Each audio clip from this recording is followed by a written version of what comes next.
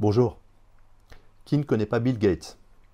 Eh ben, il y a un livre qui a été écrit, donc, qui s'appelle Source Code My Beginnings, donc mes débuts. Et il raconte un peu sa vie. Il y raconte un peu sa vie. Donc Bill Gates naît dans une famille aisée de Seattle. Sa mère, Mary, militante et conseillère d'entreprise, son père, avocat, et sa grand-mère, G-A-M-I, passionnée de jeux de cartes. Et c'est elle, en fait, qui initie Bill Gates à la pensée systémique, dès son plus jeune âge. Dès 8 ans, d'ailleurs, il est fasciné par les mécanismes et la stratégie. Une passion qui se cristallise ensuite, comme vous le savez, dans l'informatique. Ses premiers rapports à l'école sont mitigés. Brillant mais perturbateur, parfois arrogant. Discret sur ses efforts intellectuels pour paraître cool. Et là, je vous engage à aller voir un certain nombre de livres qui sont sur la chaîne dans les développements personnels, où on voit que les esprits supérieurs, je parle uniquement d'intelligence, peuvent se situer dans plusieurs catégories. Et en l'occurrence, lui était dans celle-ci. Je suis très fort, mais je ne veux pas le montrer.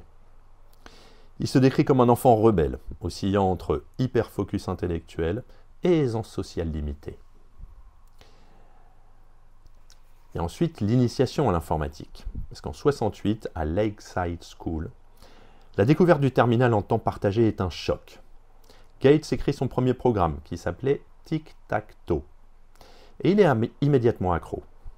Sous la tutelle bienveillante mais non directive de Mr. Fred Wright et du Dr. Morris, il se lance dans des projets pour l'école et de véritables applications comme des emplois du temps, les gestionnaires de paye, le trafic à l'école. L'immerge dans la programmation et l'entrepreneuriat. Son amitié avec Paul Allen, que vous connaissez peut-être un peu moins, mais qui est le cofondateur de Microsoft, naît à partir de ce jour. Et des sessions de codage marathon, donc jusqu'à 36 heures, c'est quand même pas par hasard si le gars en est là où il en est, nourrissent leur partenariat naissant. Il y a ensuite le drame fondateur, à 16 ans. Bill perd son ami proche, Kent Evans, dans un accident de montagne. Ce choc personnel le marque profondément et le rend plus résilient, mais aussi plus distant émotionnellement. Puis ensuite vient Harvard et l'aventure logicielle. À Harvard, il accède au mainframe de l'université, notamment le PDP-10, et crée un simulateur de baseball. Il se passionne pour l'informatique, quitte progressivement les mathématiques. En 1974, Paul Allen lui apporte un numéro de Popular Electronics, présentant l'Altair 8800. C'est un modèle d'ordinateur. Gates y voit immédiatement un marché pour un entrepreneur basique, un interpréteur, on va dire, basique. Basique, c'était les premières formes de langage informatique. Malgré l'usage non autorisé des ordinateurs de Harvard, il développe en l'espace de quelques semaines un émulateur PDP-10, puis un prototype opérationnel. Carrément. Ensuite, la fondation de Microsoft en 1975. Gates et Allen rencontrent Ed Roberts. Ils vendent le basique pour Altair, puis fondent Soft, qui est devenu ensuite Microsoft. C'est un peu comme The Facebook, qui est devenu Facebook. La librairie de basique pour divers micros, donc pour Commodore, Apple, les TI, Texas Instruments, s'étend progressivement. Après des démêlés contractuels avec MITS, il négocie un arbitrage en 1977. Microsoft obtient les droits de licence qu'il peut répercuter librement.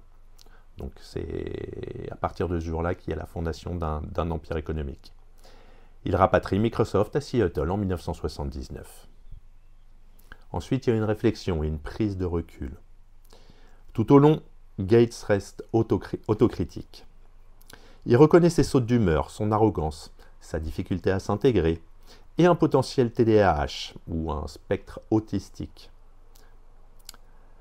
Il explore ses relations avec ses parents, sa sœur, ses enseignants, ses amis et leur influence déterminante. Puis s'arrête le premier volume, celui-ci. Donc le livre s'arrête à la signature initiale de Microsoft et anticipe 2 tomes suivants. L'un sur l'expansion de Microsoft, L'autre sur la philanthropie, Gates, que je pense qu'il faut prendre avec des pincettes. Ce n'est qu'un avis personnel. Il se termine sur un apprentissage, c'est-à-dire la chance d'avoir grandi au bon moment, dans un milieu propice. On analyse le livre. Donc tout d'abord le style et le ton. Il y a une tonalité sincère et humble.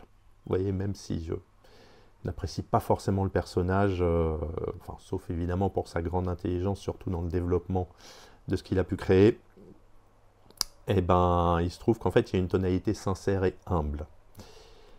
Gates assume ses défauts, ses sautes d'humeur, son arrogance passée, et une humanité rare pour un mania. C'est là où il assume son humanité. Ensuite, il y a un récit détaillé, sans effet. Donc les descriptions techniques, type code, PDP, sont présentes, mais équilibrées par des anecdotes personnelles. Et ensuite, c'est un guide de réflexion. Donc loin du simple récit, c'est une introspection. Gates relit son passé pour mieux se comprendre, se pardonner et en transmettre une leçon à la fois personnelle et universelle. Il y a également des forces dans le livre, donc une honnêteté émotionnelle. Ces révélations sur ses troubles potentiels, le deuil, la difficulté sociale, sont d'une franchise notable. Il y a ensuite le contexte historique riche, c'est-à-dire l'immersion dans les prémices de l'informatique personnelle, technophile des années 70-80. Et enfin, les modèles inspirants, ses parents, enseignants et ses amis sont mis en valeur. Et l'effet cumulatif des figures de soutien est très clair. Bon, alors évidemment, il y a l'analyse des personnages comme Bill Gates, comme Paul Allen, comme Kent Evans, les parents, grand-mère, etc. Mais c'est un peu long. Donc on va faire simple pour conclure. C'est quand même un récit fascinant, parce que c'est le récit de l'homme qui a été l'homme le plus riche du monde. Aujourd'hui, on ne sait pas trop ce qu'il en est, mais bon, le récit est honnête, nuancé, inspirant, offrant un éclairage intime sur l'enfance et l'adolescence du fondateur de Microsoft. Ce n'est pas un simple catalogue de réussite technique. C'est une plongée dans la psyché d'un enfant hors norme, façonné par les influences familiales, le deuil, la passion du codage et les premiers pas entrepreneuriaux. Les points forts sont donc, comme je l'ai dit, une franchise émotionnelle, un cadre historique vivant, la conscience de la chance et du privilège. Il y a aussi des limites. Le récit, pour l'instant, est incomplet. C'est incomplet sur la suite de sa carrière, mais bon, apparemment, il y aura un tome 2, un tome 3. Les personnages secondaires sont un peu esquissés, et les passages peuvent être denses techniquement. Sinon, pour conclure, c'est un peu un mémorial d'apprentissage.